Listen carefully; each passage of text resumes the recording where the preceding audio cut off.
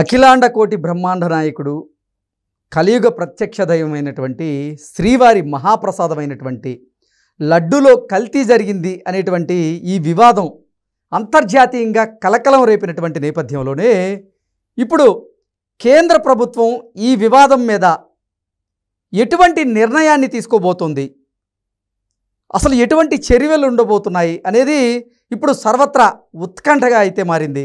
ఈ నేపథ్యంలోనే అసలు కేంద్రం ఎటువంటి చర్యలు తీసుకోబోతుంది, కేంద్ర ప్రభుత్వ నిర్ణయం ఏంటనేది మనం విశ్లేషణ చేసుకునేటువంటి ప్రయత్నం అయితే చేద్దాం.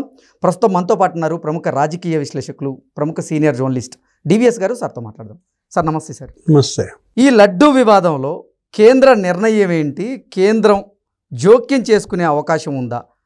కేంద్రం జోక్యం చేసుకొని కేంద్ర దర్యాప్తు సంస్థల్ని వీటికి ఏర్పాటు చేయబోతుందా, లేదంటే అసలు కేంద్రం మిన్నుకుండే అవకాశం ఉందా అంటే ఏం చెప్తారు సార్?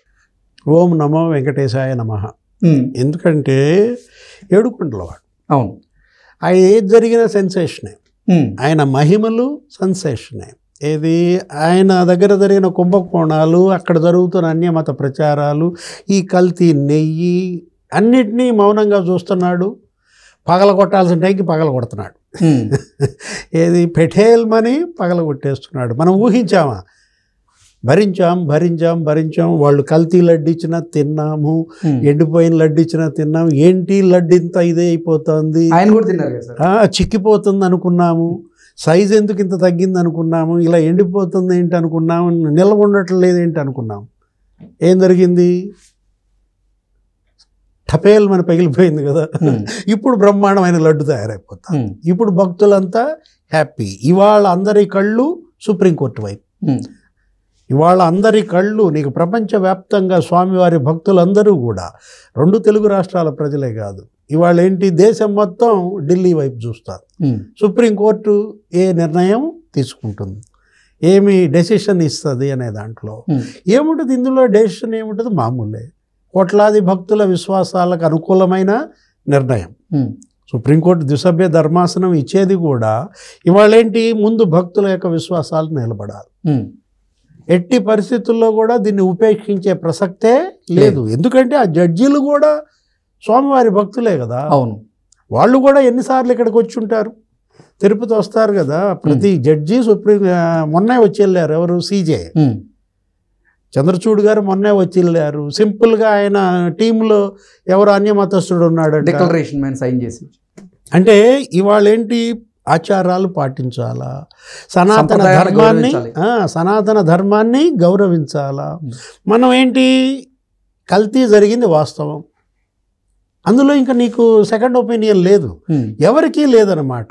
అది అసలు ఆ లడ్డు పట్టుకుని ఎవరైనా చెప్తారు కదా. కోట్లాది భక్తులు గత 3 ఏళ్లుగా చెప్తున్నదే కదా, ఏది అక్కడ ఏదో జరుగుతోంది, అందుకే లడ్డు క్వాలిటీ తగ్గింది.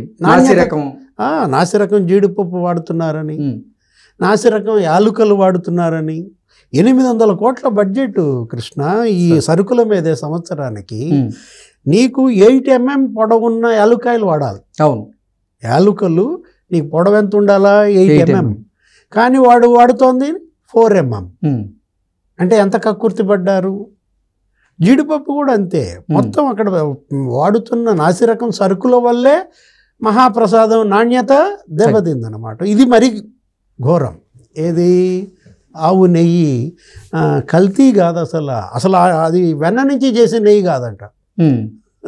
ఇప్పుడు నెయ్యి జంతువుల కళేబరాల నుంచి తీసినటువంటి నూనెని కల్తీ చేశారని, నెయ్యిలో కలిపేశారని, అలాగే ఫిష్ ఆయిల్ని కూడా ఈ నెయ్యిలో కలిపేశారని, జంతువుల కొవ్వును కూడా నెయ్యిలో కలిపి ఈ స్వామివారి మహాప్రసాదమైనటువంటి లడ్డూ తయారీలో ఈ జంతువుల కొవ్వును వాడారు అంటూ కూడా ఆరోపణలు వచ్చాయి. దాని అంటే రిపోర్ట్స్లో కూడా అదే చెప్తూ ఉన్నాయి. ఇప్పుడు నెయ్యి అంటే వెన్న నుంచి వచ్చేది. అవును, వెన్న అంటే బటర్, అదే బటర్ ఆయిల్. ఇప్పుడు దానిలో బటర్ ఆయిల్ ఉందా అని చూస్తే అసలు లేదు, ఫిష్ ఆయిల్. అంటే ఏంటి, వెన్న లేని నెయ్యి తయారు చేసిన పేటెంట్ జగన్మోహన్ రెడ్డిదే. వెన్న లేని నెయ్యి తయారు చేసిన దానికి ఆయన అప్లై చేసుకోవాలా. ఏది ఆ పేటెంట్ ఏదన్నా జగన్మోహన్ రెడ్డి. ఇవాళ ఏంటి, ఆ Vaishnavi dairy, AR dairy, Parag foods, Alpha, premium, ఈ 5టికి ఇచ్చాడు. ఈ 5 సిండికేట్ అయ్యాయి. అసలు ఈ 5 ఎవరెవరివి, వీటి కెపాసిటీ ఎంత, ఎప్పుడు పెట్టారు, వీటి కోసమే మీరు టెండర్ నిబంధనలు మార్చారు. 4 లక్షల లీటర్ల కెపాసిటీ ఉండాలి ఆ డైరీ. అవును. రోజుకి 8 టన్నులు నెయ్యి తయారీ అయ్యేటట్టు ఉండాలి. నీకు టర్న్ ఓవర్ 250 కోట్ల రూపాయలు ఉండాలి. ఏడాదికి టర్న్ ఓవర్, దాన్ని 150 కోట్లకు తగ్గించాడు. దీన్ని 2 లక్షల లీటర్లకు తగ్గించాడు. 800 కిలోమీటర్ల లోపే ఉండాలి డైరీ. ఈ దుండిగలు కదా ఏఆర్ డైరీ, దానికోసం 1500 చేశాడు. ఇప్పుడు అదే కదా నిన్న ఆనం వెంకటరమణారెడ్డి కూడా ప్రెస్ మీట్ పెట్టి తిట్టాడు. ఏంటి, సుబ్బారెడ్డి ఏమో అదే ఏఆర్ డైరీ దగ్గర 419కో ఏమో కొన్నాడంట. భూమన కరుణాకర్ రెడ్డి ఏమో 319కి కొన్నాడంట. దొంగ ఎవరని అడుగుతున్నాడు. దొంగ సుబ్బారెడ్డా నువ్వా? ఇప్పుడు ఈ దొంగని తేల్చాల్సింది సుప్రీంకోర్టు. ఇప్పుడు దొంగని తేల్చాల్సింది ఆనం వెంకటరమణారెడ్డి కాదు, చంద్రబాబు కాదు, పవన్ కళ్యాణ్ కాదు, మనం కాదు, భక్తులం కాదు. ఎవరు తేల్చాలా? బంతి సుప్రీంకోర్టు దగ్గర ఉంది. ఎవరు దొంగ అనేది తేల్చడం కోసం దర్యాప్తు ఏజెన్సీగా ఎవరిని నియమిస్తారు? సిట్నే కొనసాగిస్తారా? సిబిఐ ఆర్డర్ చేస్తుందా? సిబిఐకి దేశం మొత్తం నమ్మిన ఇళ్ళు నమ్మట్లా. ఎవరు 2 తెలుగు రాష్ట్రాల వాళ్ళు అసలు సిబిఐ అంటే అదో పెద్ద జోక్ అయిపోయింది. అదో పంజరంలో చిలక కాదు, అదేంటి తాడేపల్లిలో చిలక అంటున్నారు, లేకపోతే యలహంక ప్యాలెస్ చిలక అంటున్నారు. అసలు సిబిఐ ఎస్పీ మీదే కేసులు పెట్టారు కదా ఆంధ్రప్రదేశ్లో జగన్మోహన్ రెడ్డి హయాంలో. మామూలు బంతి ఆట ఆడుకోవాలా. సిబిఐ వద్దని ఒక ఆయన లెటర్ రాస్తాడు, జగన్మోహన్ రెడ్డి మళ్ళీ సిబిఐ కావాలంటాడు, మళ్ళా సిబిఐ వద్దంటాడు. బంతి ఆట ఆడారు సిబిఐతో. ఇప్పుడు సిబిఐ వేస్తుందా మరి? అంటే వీళ్ళు నమ్మరు. ఓకే, అల్టిమేట్గా కోర్టు అయినా ప్రభుత్వం అయినా తీసుకోవాల్సిన డెసిషన్ ఏంటి? నమ్మకం, అవును, విశ్వాసం. ప్రజలు దేన్ని నమ్ముతున్నారు, దేన్ని విశ్వసిస్తున్నారు, ఆ దర్యాప్తు సంస్థతో విచారణ జరిపించాలనేది భక్తుల యొక్క డిమాండ్. అవును సార్. ఇప్పుడు అసలు ఈ లడ్డూ వివాదంలో కేంద్ర ప్రభుత్వం జోక్యం చేసుకోబోతోందా? కేంద్ర ప్రభుత్వం ఎటువంటి నిర్ణయం తీసుకోబోతుంది ఈ లడ్డూ వ్యవహారంలో? ఒకవేళ గనక జగన్మోహన్ రెడ్డి హయాంలో తప్పు జరిగిందని నిర్ధారణ అయితే ఎటువంటి చర్యలు ఉండబోతున్నాయి అంటే ఏం చెప్తారు సార్? నన్ను ఇన్వాల్వ్ చేయబాకండి సార్ అంట రావు గారు ఏదో సినిమాల డైలాగ్. ఇప్పుడు రేపు పొద్దున ఇప్పుడు ఇవాళ జగన్మోహన్ రెడ్డి, ఇదే మన ఎవరు ప్రధాని మోడీ కానీ అమిత్ షా కానీ కేంద్ర ప్రభుత్వం కానీ ఇచ్చే ఆన్సర్ ఎలా ఉంటుంది? రాష్ట్ర ప్రభుత్వం సిట్ వేసింది, వాళ్ళు సుప్రీంకోర్టుకి వెళ్ళారు, వాళ్ళు ఒక 5 పిటిషన్లు వేశారు, డెసిషన్ మీరు తీసుకోండి. ఏది వాళ్ళ సిట్టు సర్వశ్రేష్ఠ త్రిపాఠి, అతను రౌడీజాన్ని అణిచేశాడు. ఉత్తరప్రదేశ్లో యోగి ఆదిత్యనాథ్ హయాంలో అసలు రౌడీ షీటర్ల గుండెల్లో రైళ్లు పరిగెత్తించారు. సక్సెస్ఫుల్ పోలీస్ ఆఫీసర్గా అతనికి ఉన్న కెరీర్ ట్రాక్ రికార్డు. అటు గోపీనాథ్, లేకపోతే హర్షవర్ధన్ రాజు, వాళ్ళ టీం ఏదో ఉంది 9 మంది. బ్యాడ్ మీరు రిమార్క్ లేదు. మరి దానికి 3 రోజుల్లోనే వాళ్ళు బాగా వెళ్ళారు. అవును, ఏది ఏఆర్ డైరీకి వెళ్తున్నారు, అక్కడ టెండర్స్ చూశారు, మొత్తం అంతా తెప్పించేశారు. 2 రోజులే వాళ్ళు పనిచేసింది. ఇలాంటి పరిస్థితుల్లో సిట్ కొనసాగించటం అభ్యంతరం ఏమిటి?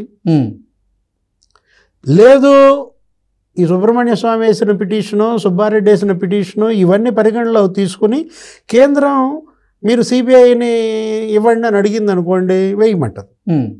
మాకు అభ్యంతరం లేదంటుంది. ఓకే, సిబిఐకి ఆర్డర్ ఇవ్వమని, సిబిఐకి లెటర్ రాయమని డైరెక్షన్ ఇవ్వచ్చు. కానీ ఈ లడ్డు వివాదంలో ఇప్పటివరకు కేంద్ర మంత్రులు కానీ కేంద్ర ప్రభుత్వం కానీ ఎటువంటి జోక్యం చేసుకోలేదు. కారణం ఏంటి?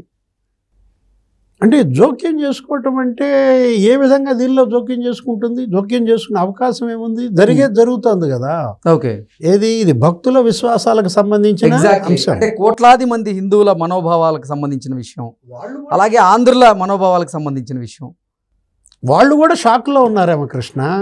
ఏంటి, ఒకసారిగా అమిత్ షా, ప్రధాని మోడీ, మొత్తం రాజ్నాథ్ సింగ్, నిర్మలా సీతారామన్ వీళ్ళందరూ కూడా టపకమని వాళ్ళు తిన్న లడ్డు గుర్తొచ్చిందేమో. ఓకే.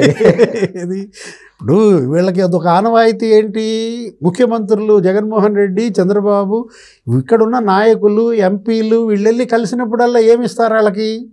శ్రీవారి ఫోటోని దాంతో పాటుగా లడ్డూని కూడా ప్రసాదంగా. లడ్డు చక్కగా ఆప్యాయంగా వాళ్ళు ఎత్తి మీద పెట్టుకుంటారు, తింటారు కదా. వాళ్ళు అసలు ఆ షాక్లో నుంచి కోలుకోలా. ఏది పంది కొవ్వుతో కలిపిన లడ్డూని మనతో తినిపించారు అని గోరఖ్పూర్ ఎంపీ అన్నాడు. రవికిషన్ ఎవరతను, గోరఖ్పూర్ ఎంపీ. ఆయన చాలా సీరియస్గా మాట్లాడాడు. కోట్లాది హిందువులతో పంది కొవ్వు లడ్డు, పంది మాంసం తినిపించాడు అన్నారు. ఇలాంటి పరిస్థితుల్లో సరైన డైరెక్షన్ ఇవ్వాల్సిన బాధ్యత సుప్రీంకోర్టు పైన ఉంది. ఎవరైతే కక్కుర్తి పడ్డారో కమిషన్ల కోసం వాళ్ళపైన కఠిన చర్యలు తీసుకోవాలి. స్వచ్ఛమైనటువంటి ఆవు నెయ్యి ఇవాళ స్వామివారికి సరఫరా అయ్యేటట్టుగా చూడాలి. ఒక్క ప్రసాదం కల్తీ మీదే కాదు, ఇప్పుడు సుప్రీంకోర్టు ఇవ్వాల్సిన తీర్పు అసలు తిరుమల తిరుపతిలో జరుగుతున్న అనాచారాలు, అపచారాలు, అవినీతి కుంభకోణాలు, వీటన్నిటిపైన కూడా ఒక స్పష్టమైనటువంటి మార్గనిర్దేశం చేయాల్సిన బాధ్యత దేశ అత్యున్నత న్యాయస్థానం పైన ఉంది. మళ్ళా ఇలాంటివి పునరావృతం కాకుండా ఈ తీర్పు ఒక మైల్ స్టోన్ కావాలి. Okay. Okay sir, thank you so much. నమస్తే.